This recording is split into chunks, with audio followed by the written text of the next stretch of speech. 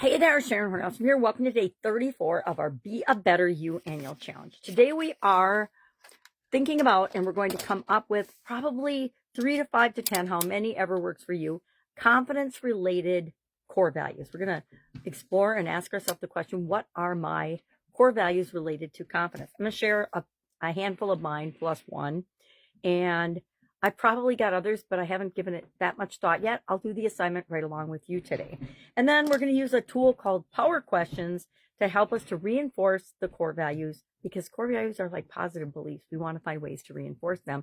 We want to make sure that we're supporting them at a subconscious level. And we do that by asking questions and then answering them. Whenever we ask a question, guess what? We get an answer. It might not be accurate or true, but our subconscious will serve us up an answer.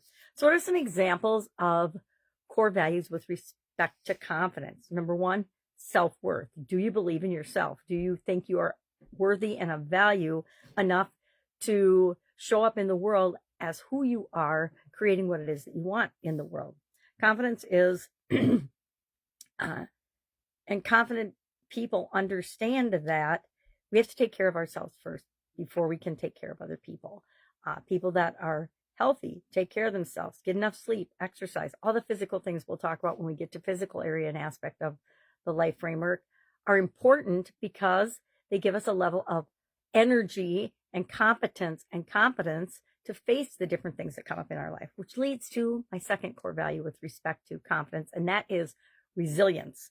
Knowing that no matter what comes up, we're going to figure it out. I for a long time know life dishes out stuff every single day, and we figure it out. We believe and we know in our heart that we have the ability to solve our daily problems, to move through our life, to create the things that we want, and that the things that happen that we consider bad at the time are just stepping stones on the path of what we want. Sometimes they're just there to show us that we're going down the wrong road and we need to reevaluate, take a look at it, and maybe try something else instead of what we're trying to bang our head against the wall doing.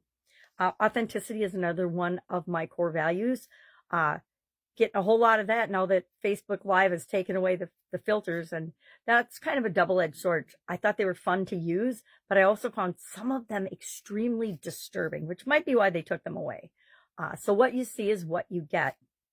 I will also admit that I am legally blind, so sometimes my makeup is just plain horrible. Try to overlook that and listen to what I say, not what my eye makeup looks like, or my lips. Sometimes I miss my lips. It's pretty funny.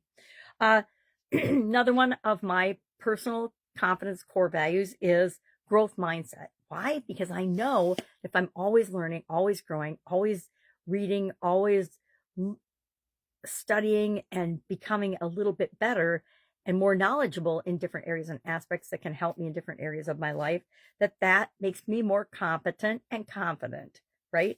Competence absolutely positively breeds confidence, as does experience. If we've done something before and something similar comes up, we're pretty darn sure and confident that we can handle it.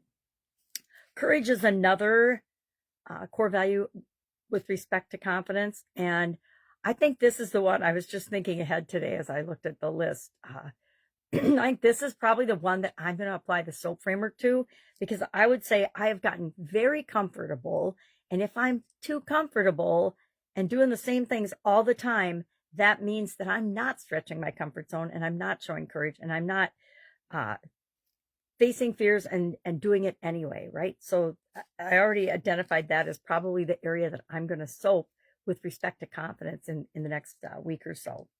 And then also integrity. And this is one of my favorite ones, I think, because the world has gotten so ridiculous in what they'll tolerate. I think that integrity, aligning your behaviors, your actions, your words, your thoughts, your beliefs with your core values is, to me, integrity. Acting in alignment with what is most important to you shows integrity. And integrity means doing what's right, even if nobody's looking, right? Doing the right thing, making the world a better place. And a lot of people don't believe that they're here to make the world a better place. And I guess I would ask the power question, if you're not making the world a better place, what are you doing? And why are you doing it? Our tool today that I want to talk about is power questions. Power questions are those questions that we ask ourselves about our core values, about our beliefs, about our thoughts, about our decisions when we catch ourselves thinking that we're not capable of doing something or that we might not have the confidence to pull it off. So, for example, if you want to build your business or add a new product line or go after a new customer and your little negative voice says, no, you can't do that. You're not capable of doing that. What makes you think you should have them as a customer? You're going to shut that off by asking power questions. Things like, well, what if we could? What if we could land that whale of a customer for our business? What if we could, what could we do if we didn't think that we could fail no matter what? What decisions would we make? What actions would we take? What would we believe if we knew anything is possible, because it actually is, and that we're not going to fail, and that failure is just a stepping stone. So if we go after that whale and try to harpoon it and we fail and we miss miserably, guess what? There's always another one. There's always another chance. There's always another day to go after it in a different way.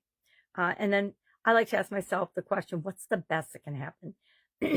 I think as business owners and entrepreneurs and human beings, we're very good at going to the worst case scenario and looking at what's the worst that can happen if we do different things, if we do different actions.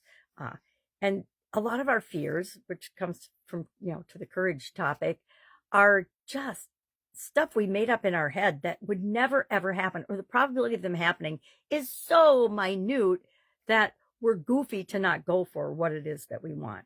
So I like to ask not only just what's the worst case scenario, what is the best case scenario? What is the best possible thing that could happen if we take this action?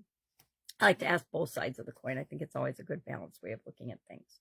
So that is our topic for today. What I'd like you to do is think about and identify, and if you're brave, please share in the comments below, 3 to 5 of your confidence core values. What gives you confidence? What builds your confidence? What makes you know that you are unstoppable and you can do whatever it is that you want to do? As long as it doesn't harm other people. I always like to add that because I think that's important, because it goes along with my core values. All right. And then ask yourself a power question or two, like I'm going to be asking about courage.